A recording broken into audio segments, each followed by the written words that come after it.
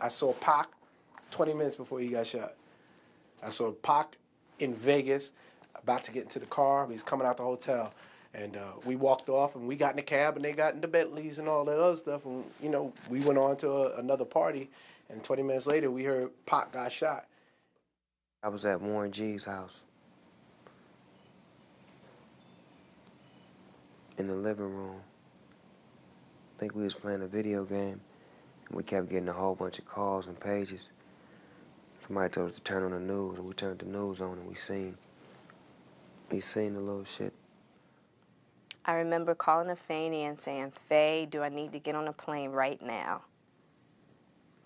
She said, "Jada, he's gonna be okay. You get here when you can." I drove down there to the hospital because I wanted to see my nigga, you know what I'm saying, make sure he was straight. I'm thinking that he was gonna make it. It was Pac. He'd been shot before. Fine. Our first reaction was, again? You know what I mean? And then he was like, he gonna be all right, because, you know, this after he got shot 5 times. He was like a cat with like 9 lives. I had went to see him when he was still alive. And I said a little prayer to him in his head and held his hand and whispered at him, you know, said my piece with him.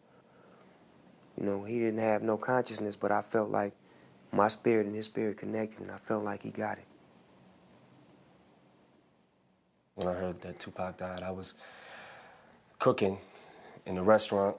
It was a sports bar, so there was a big TV screen, and we all just kind of watched it, just like, you know, just dazed.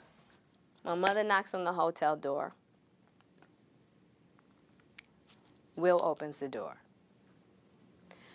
Soon as I see her face,